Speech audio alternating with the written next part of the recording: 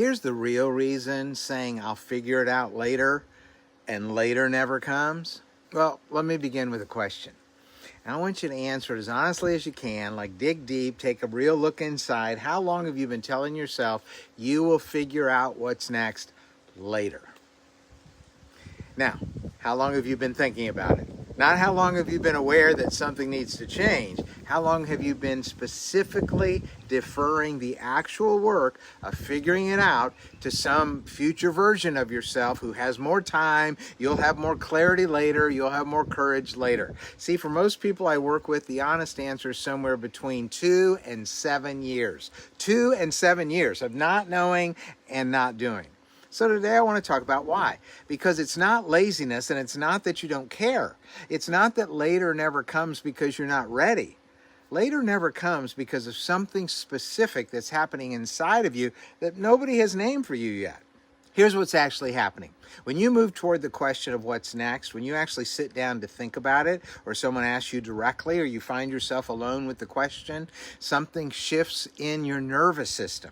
It doesn't feel like fear exactly. It feels more like, I don't know, an unease, like, I don't know, something's blank in that space, like you reach for the answer and you can't quite get your hand around it, so you back away. You pick up something that needs to be done. You help someone who needs helping. You defer. You go out and clean your garage because you have deferred. You've put it off. And guilt adds to a layer of shame to that feeling. And now you're not just stuck. You're stuck and feeling bad about being stuck because you know you deferred dealing with it. That pattern's almost universal. Brilliant, capable, faithful people who can't seem to move forward on their own behalf, no matter how motivated they feel in the abstract. Here's the neurological reality. When you approach a question that needs high stakes and is high stakes and remains unresolved, your brain activates a mild threat response. Not dramatic, it's subtle, but it's real. And the natural response to a threat response is avoidance. You're not avoiding because you don't care. You're avoiding because the brain has categorized this question, like what do I do next, as threatening, and so it avoids. The problem is that avoidance only makes the threat feel bigger. So every year you defer dealing with the question gets heavier, the weight of the unlived next chapter accumulates. There's a second layer underneath the avoidance, and this one's theological. See, a significant portion of the men and women I work with, particularly those with deep faith backgrounds, carry a specific belief that they've never fully examined. And the belief is this: wanting something for yourself is inherently suspect, they believe. If you've been formed in a tradition that emphasizes service, sacrifice, living for others, and most people in this season have, there's a theological residue that treats personal desire as a warning sign. So you approach the question of what you want for your next chapter and the desire that surfaces as selfish. That's not what this season is for. You should be grateful for what you have, this belief says, and so you close the door on what you really want now. I want to offer you a different theology. Psalm 37:4, delight yourself in the Lord, He'll give you the desires of your heart. Now, the Hebrew there is not about God just giving you everything you want because you love Him. It's about God being the one that places the desire. They originate with Him. The desire you carry for a life that's genuinely yours, something to contribute, to stop drifting, to find purpose. The desire is not a departure from faith.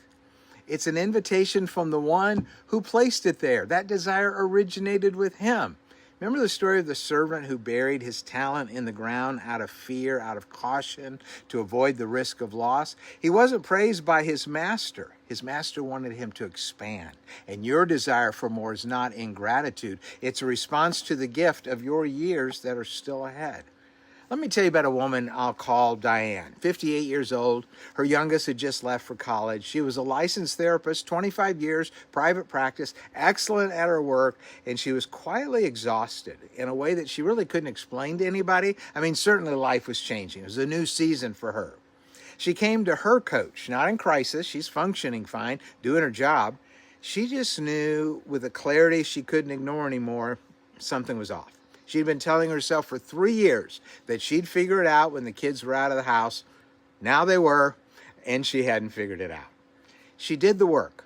And what surfaced in the desire section of the dream framework process stopped her completely.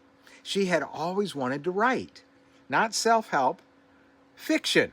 Stories about women navigating exactly the kinds of crossroads she'd been sitting across from for 25 years. She had the idea for a specific book for 11 years. Every year she told herself she'd get to it later, when the practice was more established, when the kids needed less, when she had a bigger block of uninterrupted time. Well, you know how that goes. When she was asked what had stopped her, she was quiet, and then she said, "I was afraid it was selfish to want something just for me." Ooh, hold that thought. 25 years of helping other people name and pursue their desires, and she had never given herself permission to pursue her own. The book is now being written. So, what's the actual move for you? The move is not to try harder to figure it out on your own. The move is to get into a structured process with a guide who has walked this road with hundreds of people and do the work in a held environment where the threat response is lowered and the permission to explore this is explicitly granted. That's what changes things. Not more thinking, not more waiting, but a process, a guide, and a room where the work is safe to do. Because here's what I've learned after 40 years of this. People don't get stuck because they lack information. They get stuck because they lack the right environment to do the inner work. The right questions being asked by the right guide in the right room, giving the right permission. When all four of those are present, the clarity comes every time. And June 27th is that environment. It's a Saturday, and we're going to be hosting in our home a one-day retreat for 10 to 12 people who are done deferring.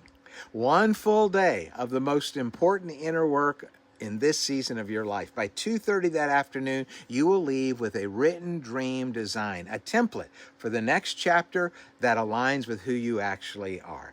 The link is in the description, and if you've been deferring longer than you want to admit, this is your next move. And hey, I'd be honored if you'd subscribe to this channel. I post 3 times a week for people who are exactly where you are. You've been faithful. You've shown up for everybody who needed you. It's time to show up for yourself. Why don't you share this video with somebody who's in this exact season with you? And I'll see you the next time.